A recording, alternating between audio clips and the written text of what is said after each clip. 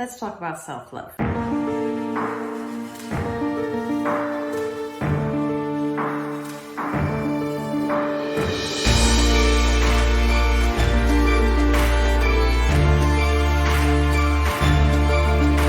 Maybe not in the way that you know it, because I believe the self-love that is going around these days is not correct. And unfortunately, when anything becomes mainstream, that is something that kind of tends to happen. We lose a sense of what it's supposed to be. It becomes a little bit of a buzzword. And although I am really happy about this, because 5-10 years ago, it wasn't really something that we spoke about or anything that we knew about. Like, I think it's great that everybody's talking about self-love. But also I think now it's become a little bit of hustle culture.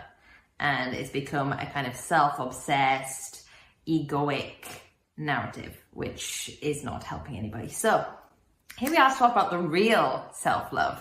And where do we start? So what is self-love? Self is your human self. Self is your sense of self. It is your ego. It is your mind. It is your self-limitations, but also your desires. It is who you perceive yourself to be. Love. Love is the vibrational frequency of all that is. Love is the creation. Love is what connects us. Love is the only vibrational frequency that can take us to the highest of highs and the lowest of lows simultaneously. Love goes across and beyond all physical form.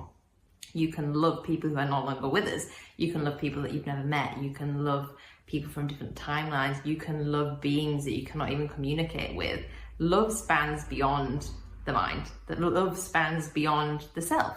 Love is a vibrational frequency of creation, of life. If you look into Kundalini, they talk about how when two vibrational frequencies come together, the masculine and the feminine, to make love, that is when life is created. That is when we go beyond physical form to a different realm and create life from there. Love is all that there is. I do believe that love is a vibrational frequency of the universe. It's the frequency of what we are made of. That's why we desire it so much. That's why we need it for connection. That's why we can bring it through us and pour it into others, but also into ourselves. So how do you bring these two together? This self is something, the ego is something that gets demonized a lot when it comes to spiritual practices or self-empowerment practices. But we need to remember that the self is very important, because our sense of self is our sense of experience.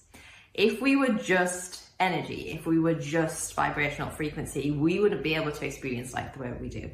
If we truly believe that we are the creator as well as the creation, we came into this creation so that we can experience what we made.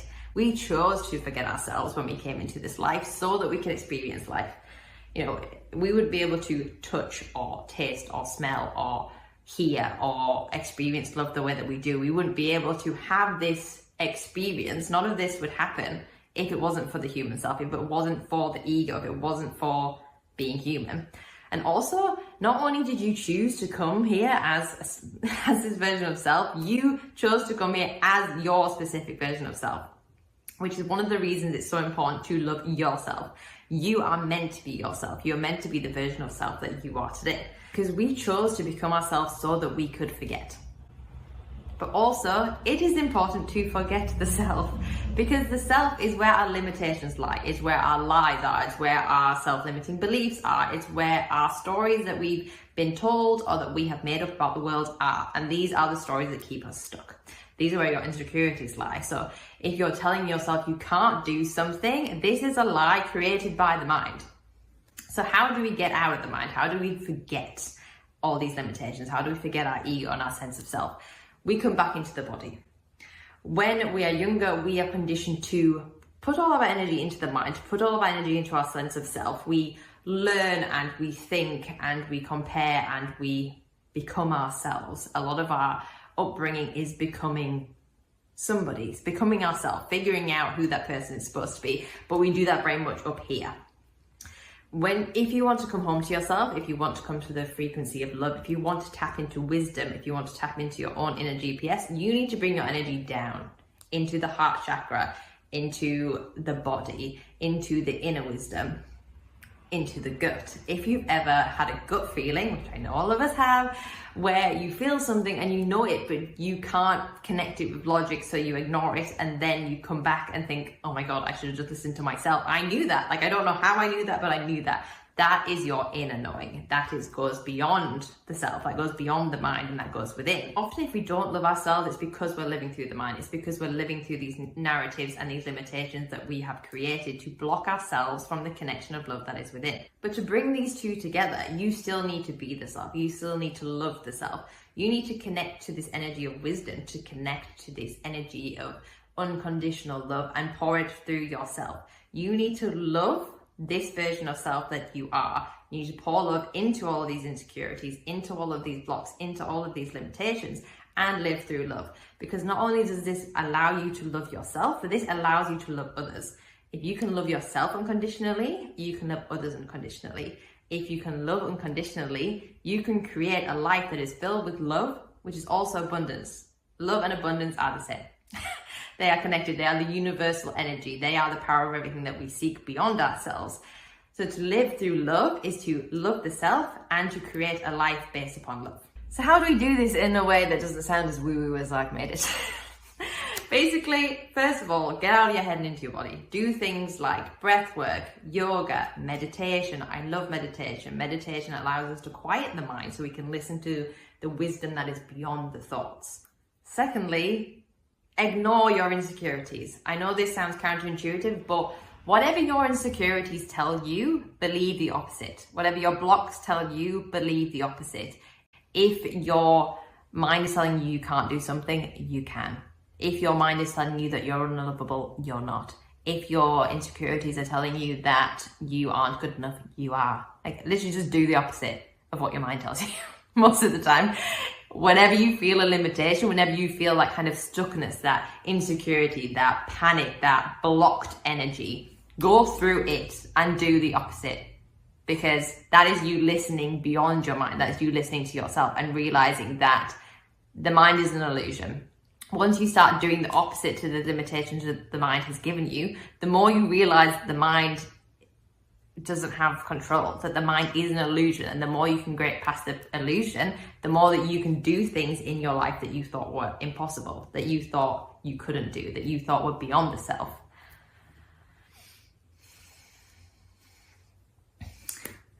3, listen to yourself more.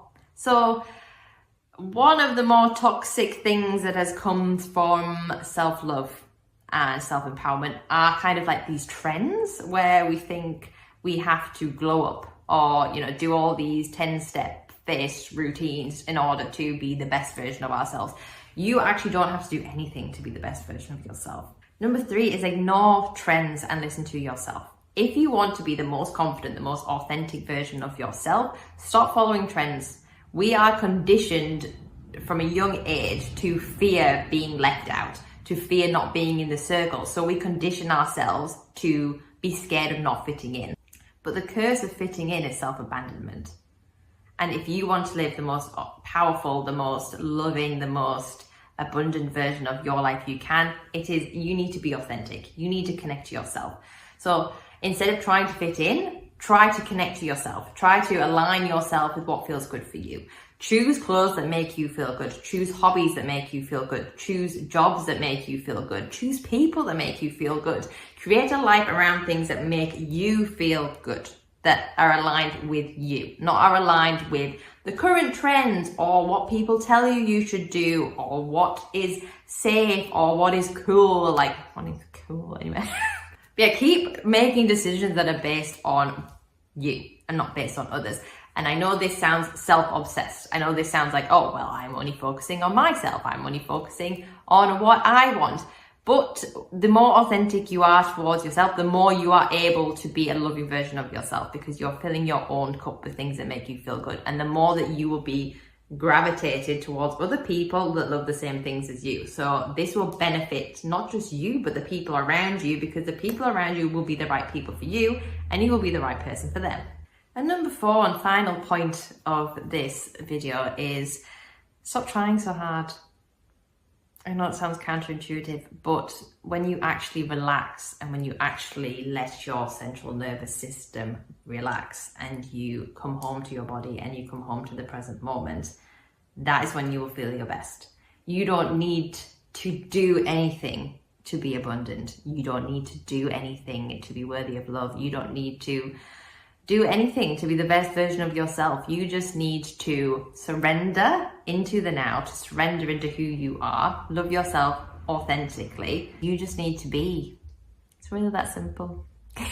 You just need to stop escaping your human self. Stop trying to go beyond the self, because the self is lovable and the self is the version of you that can facilitate love.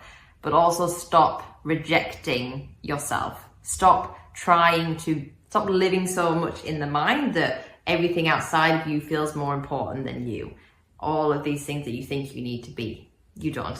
You just need to come home to yourself. I hope you enjoyed this video. Back to YouTube after a while. Also follow me on TikTok.